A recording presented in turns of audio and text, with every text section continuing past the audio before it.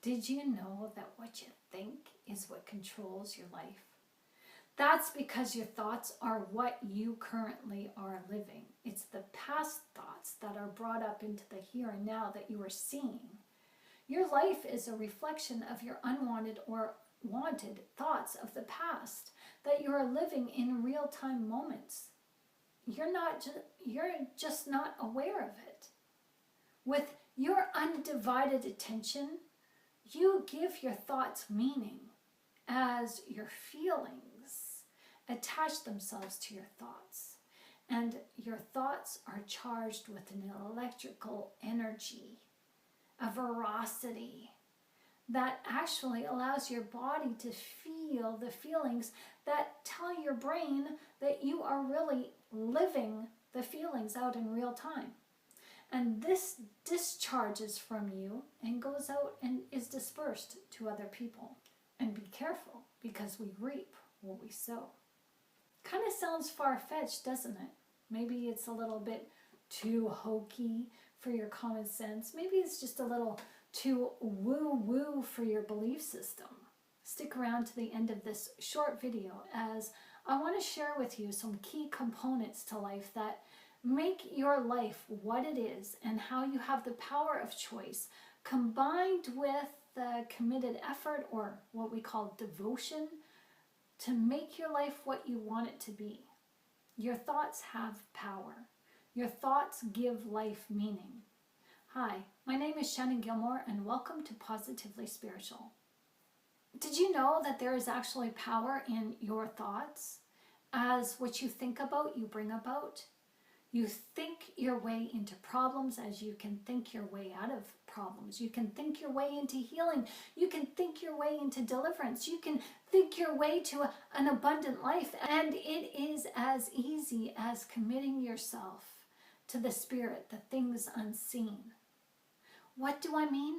Well, you and the Spirit of God are one. God tells you that He didn't give you a spirit of fear, but one of sound mind and truth and love. So there are two things going on inside of you. You've got the spirit of fear and the spirit of love in you, and your thoughts gravitate to one or the other. And your feelings attach to those thoughts. And that is what allows love or fear to come alive and to manifest into your life in real-time succession. At the time of your thoughts, you and the Spirit are one. You are one with the negative, or you are one with the positive. But you can never separate yourself from God. But you can live like you are separate from God. There's a difference. How you make this distinction is through the power of your thought. You have a choice, my friend, to live in the spirit of fear or live in the spirit of love. Just because we're living in trauma doesn't mean that that choice is ever taken away from us. One type of thought separates you from God, while the other type of thought unites you to Him. And you are separate by your choice of thoughts that you dare to think.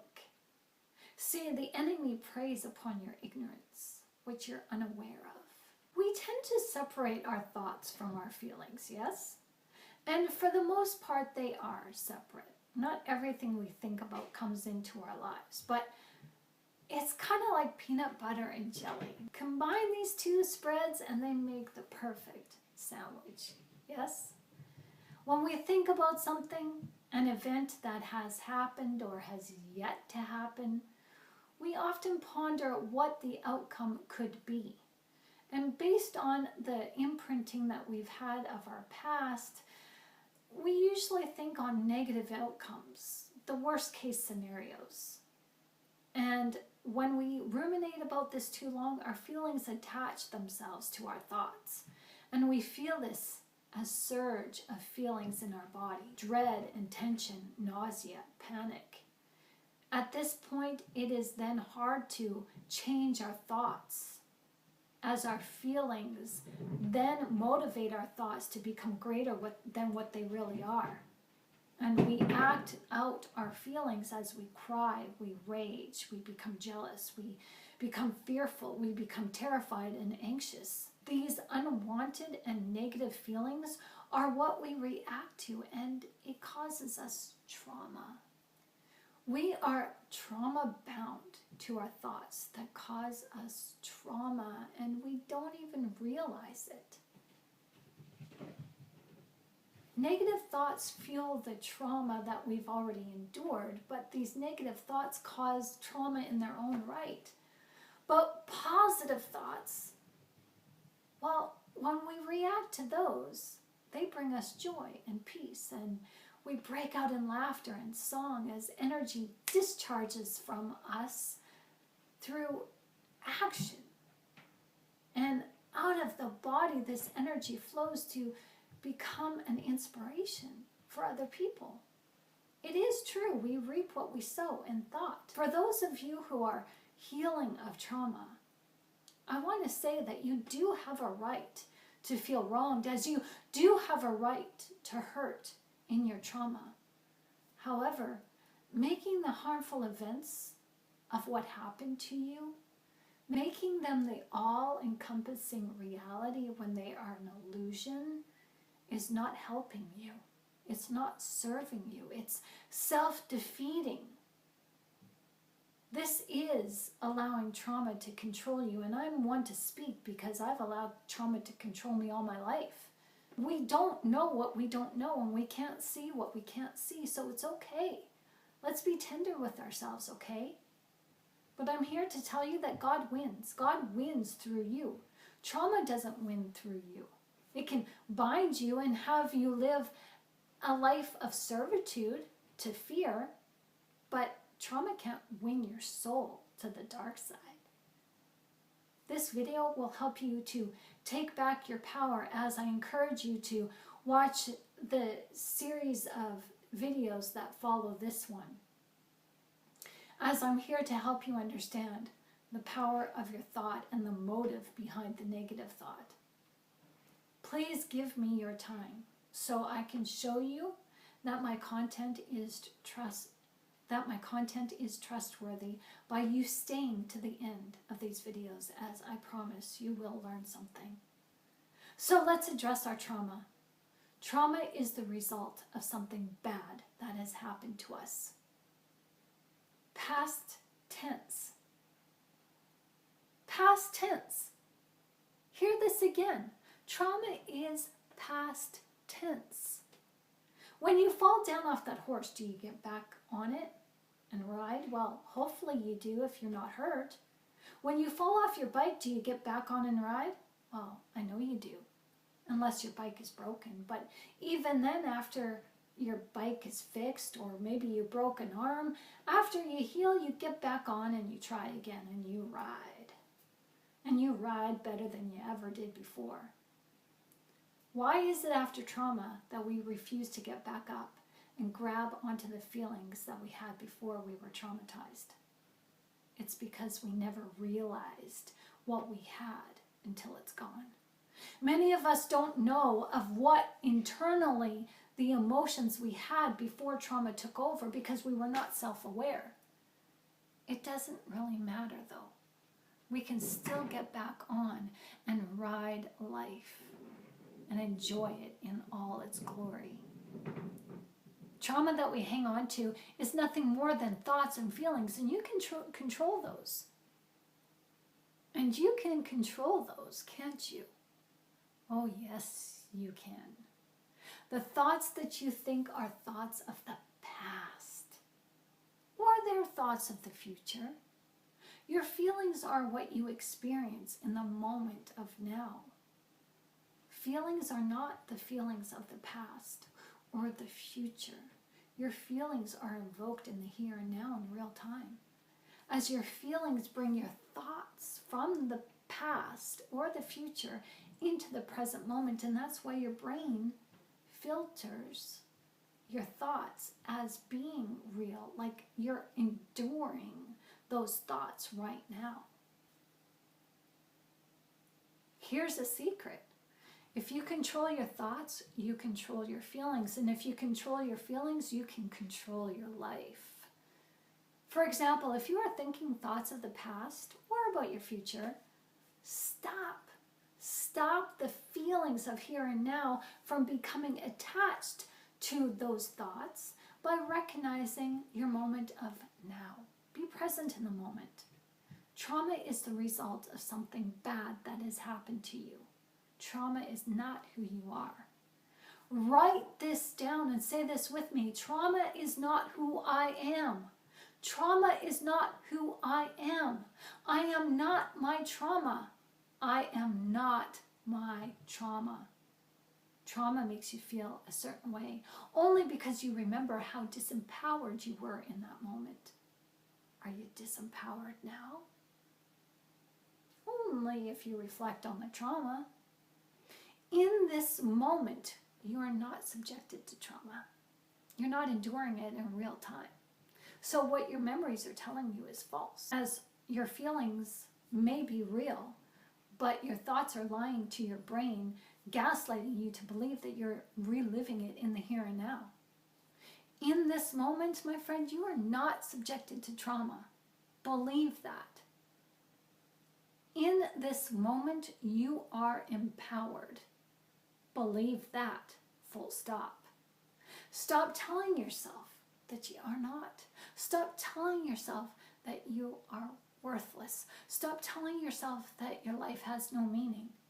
Trauma is what has happened to you. Trauma is what has happened to you. But you are not your trauma. Let it go. It's not yours to own. By hanging onto your trauma in your thoughts, you tell yourself through the memory of trauma that your feelings are real. And they are. But your feelings in real time are magnifying the past, causing you to relive it over and over and over.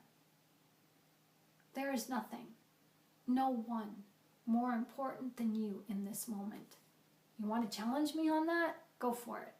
Because I'm here to tell you that you and God are one. You, like I said, you can live like you are separate from God, but that doesn't change the fact that you and God are one. That's how He made you. The first and second commandments of Jesus say it all, and they help you to learn to let go of the trauma of the past by not engaging in entertaining the feelings of the here and now. Love the Lord your God with all your heart, with all your mind, with all your strength, with all your soul. And the second is like it. Love your neighbor as yourself. So, loving your neighbor as yourself is to love yourself with all your heart, with all your soul, with all your mind, with all your strength. And with all your mind. Where do your thoughts come from? Your mind. When you love yourself, you love God. When you love God, you love yourself. When you love God and yourself, you love your neighbor. When you love your neighbor, you love God and yourself. It's a 3 in 1. It's a trinity. Love is uniting. Fear is dividing. Your thoughts are formed in your mind. Are your fearful thoughts loving thoughts? No, they're not of God. So who are your thoughts to you? Well, they're kind of likened to the neighbor. The thoughts of your past are the traveling neighbor who needs a place to stay. And Jesus tells us that we are like a city on a hill.